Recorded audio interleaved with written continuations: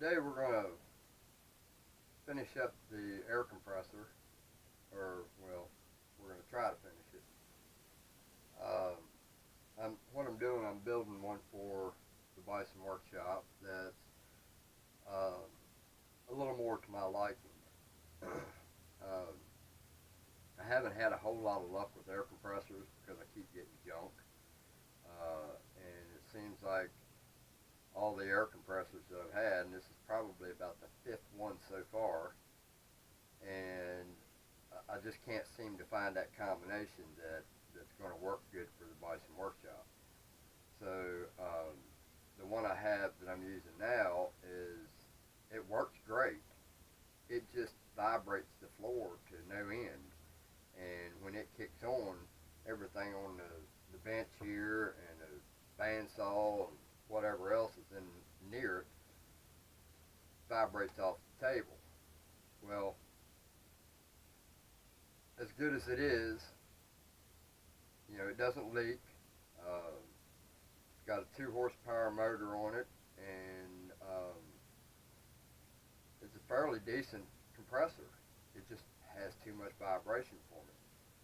So I've decided to build a 2-piece instead of a 1-piece. I hate a 1-piece air compressor, meaning the motor and the compressor is all bolted together as one unit, no belt.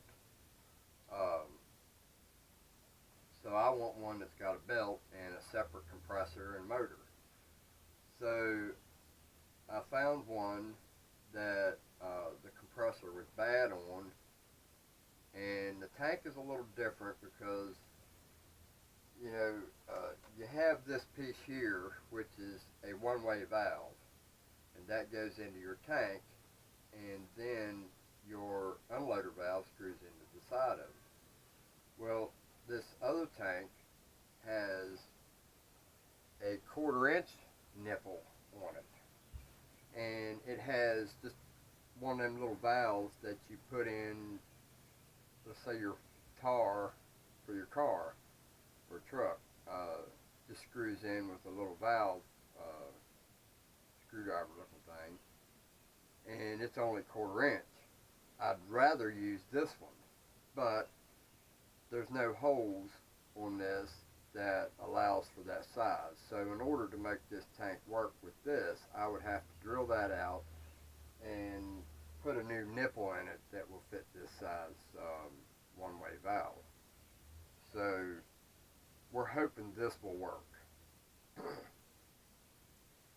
I may have to buy a new one of these, I don't know. I don't even know if you can get these anymore. That's an old tank. So I'll show you where we stand right now. I'll pull you off the tripod here. Alright, this is the tank that we're hoping to use. Now, I haven't decided if this is going to be the one we're going to use or not, because I haven't got it open yet, so I can see inside of it a little better than I was. I did look down in here with a flashlight, or put a flashlight in this hole and look down in this hole, and it looks pretty bad. So the next step is for us to take these plugs out. There's 2 of them, and that way I can get a better idea of what the inside of this tank looks like. Now, from the outside, this tank looks like it should be in pretty good shape, but looks can be deceiving. I've had that happen before. Now, this tank is only rated at 100 psi. We're going to put 150 to it.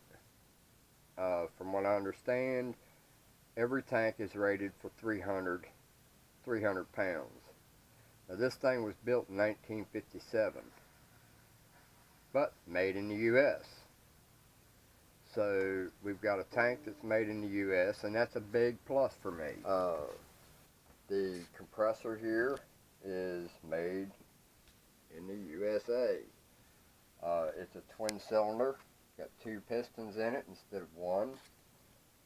And then we've got coffee. And then we've got the Leland Faraday 100, horsepower motor, 220 or 110, and it had a pulley on it that was an adjustable pulley, and it could have been adjusted for a wider belt or a thinner belt. Well, I couldn't get it off of there, so I had to take the motor apart, get the armature out of it, and I just stuck it in the lathe and turned it off because I couldn't get it off. I tried to pull her, and that's what happened. It broke it. So I just took it and stuck it in the lathe and lathed it off. And I lathed it clear down to the key to where you could barely see the keyway, and then I just split it the rest of the way and took it off and cleaned the shaft up a little bit. Still needs a little more cleaning, but it's going to have the camouflage theme, we hope. I haven't decided yet, and that bad boy is going to set right up on that bench right there as soon as I get all that stuff outside in the building. So that's where we're planning on putting it. So, and we're going to try to get these plugs out and go from there. So we'll get started on that. Well, alright, we're back now, and we're going to try, this is the next day, we're going to try to get these plugs out. And I tried to use a cheater bar while it's cold with this monster, which is a 3/4 inch drive, and never budged. Tried the impact on this one and didn't budge, so I guess we're gonna try our hand at this, and I'm almost certain this is not going to work, but we're going to at least give it a shot and see if we can heat this up enough to get that loosened up. So we'll give it our best shot.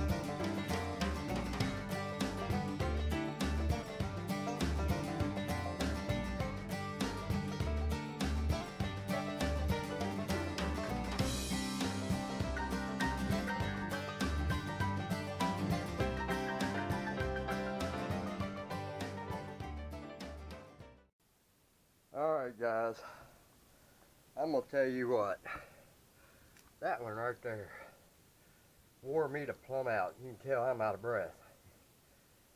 Using that, finally had to resort to drilling it out, and this is what I had to do. Had to drill that bad boy out and then take a jigsaw and cut all 4 corners up to the threads. Didn't touch no threads, as you can see. Just come close, and we got it out. The threads seemed to be okay, but what was happening was that last section there was stripping, and it went about a half to 3/4 of a turn and then locked up, and it ripped them threads right off. So hopefully it didn't hurt the threads too awful bad. Let me get this turned down.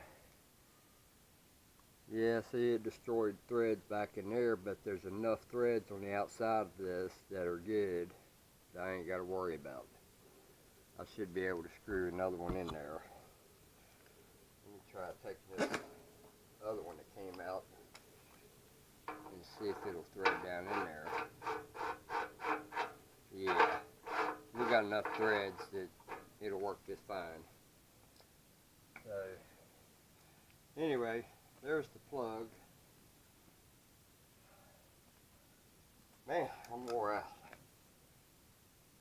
and I'm almost thinking maybe we might have a bad tank here.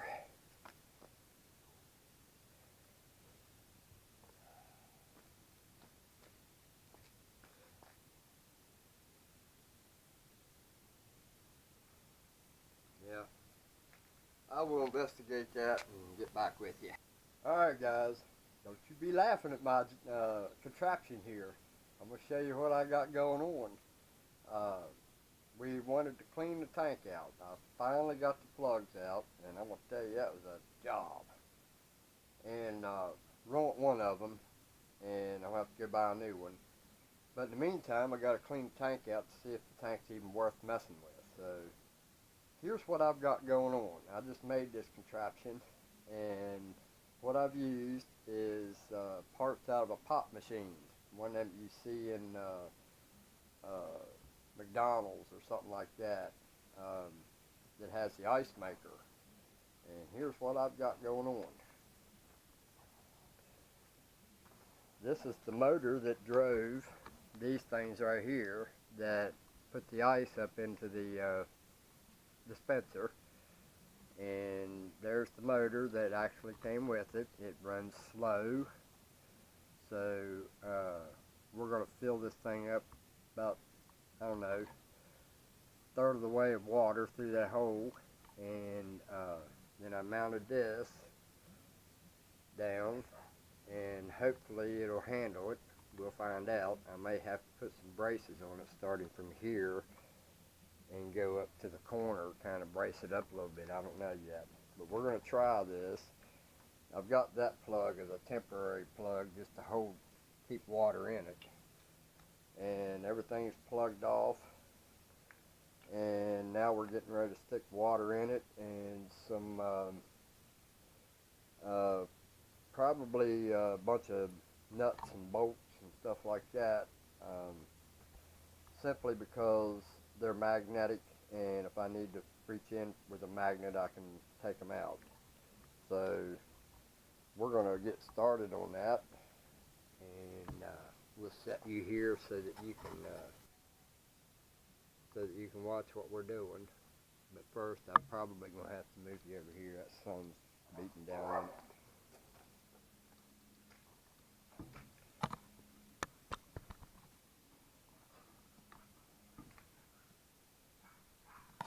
See my Cujo going after squirrels and cats.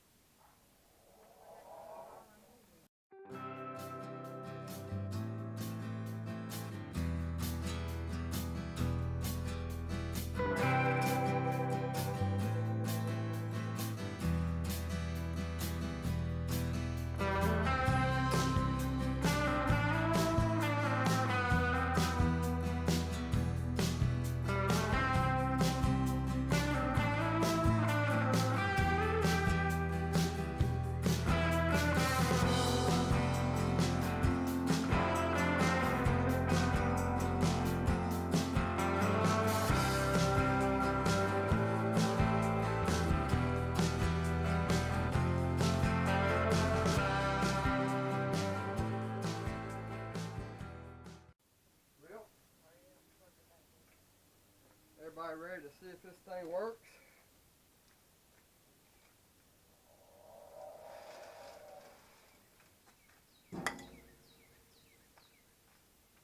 Here we go. Let's try her out. See how she works.